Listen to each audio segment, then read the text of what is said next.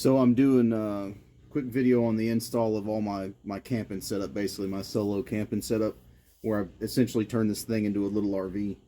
I will put the time that this takes me into the end credits or into the video description. Whenever I took it all apart, it didn't take long to take apart. Whenever I put it together, I had also assembled it, like built all of it out before putting it together in, so it took a lot longer then. But we'll see how this goes here. I'll speed up the video so you don't have to sit through all of it. But this did not take long to put back together in the normal setup like you see it now last time. So I'll go ahead and get started.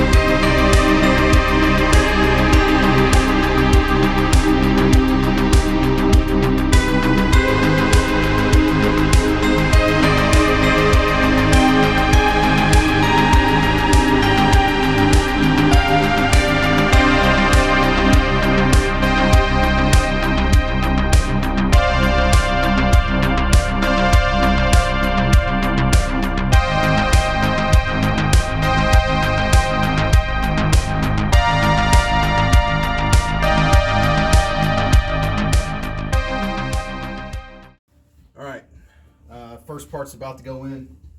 I'll move the camera around so you can see that.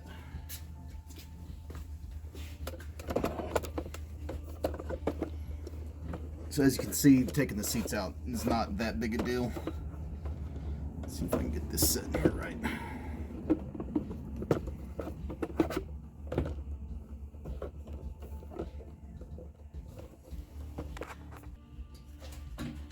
Alright, here's the rear piece.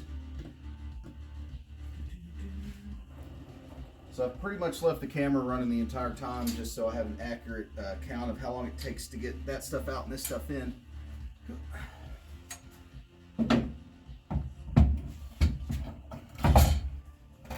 Built it to fit through the rear tailgate and have enough space on the driver's side for a table to be installed.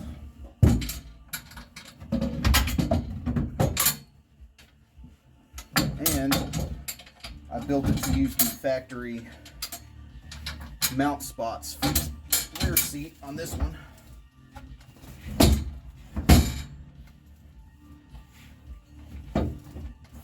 And there's something underneath it.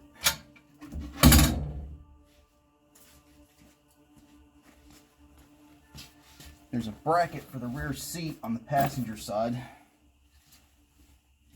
For the fold and tumble, it basically flips around into that piece. So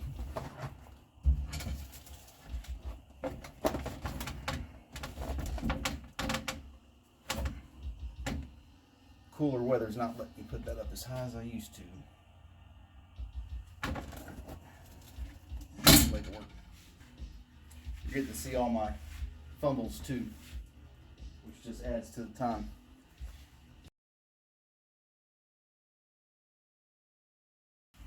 So since it uses the stock seats mounting spots, that means I can just reuse the hardware that holds the seat in. Put this in without the back window in it. This is much easier. So it uses two of the front seat bracket bolt holes and then one back here that would normally be for that bracket I was talking about for the fold and tumble.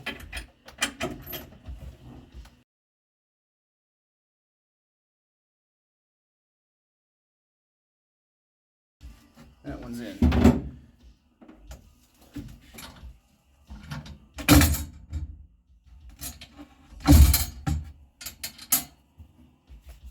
Now for the front section. So the front section, again, it uses 2 of the mounting bolts for the front seat, and then on the front of the box right here is a 1/2-inch ledge that I built into it, that the back end of that piece sits here on top of that. So 2 bolts there, and then it sits on the back ledge.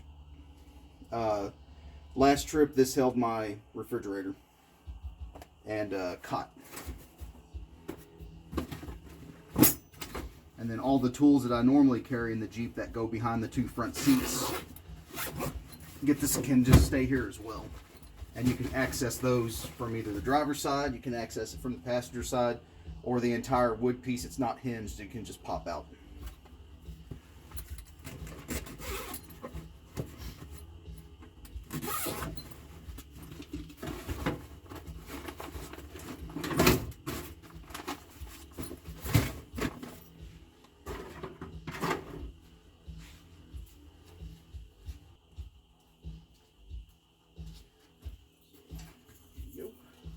No wood piece in it yet. Taking it out makes this much easier to handle.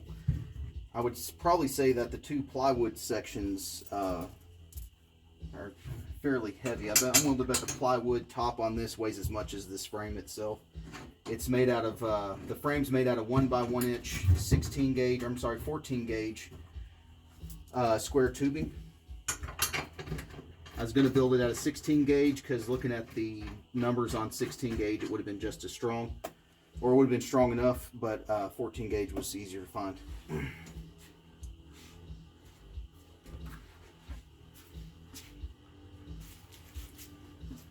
And a similar cargo crate to the one the camera's sitting on right now, I built for the back of my XJ, and it was built out of 16 gauge.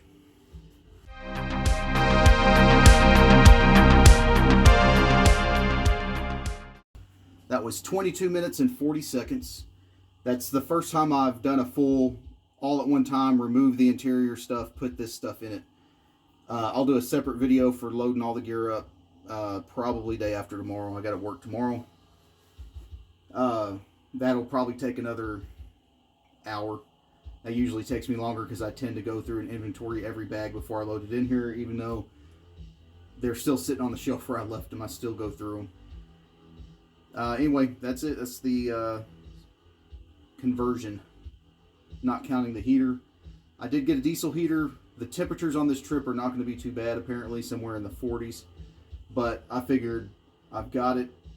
I've rigged it up in here whenever I got it, and I'm going to take it on a trip and just see what's what with it. All right.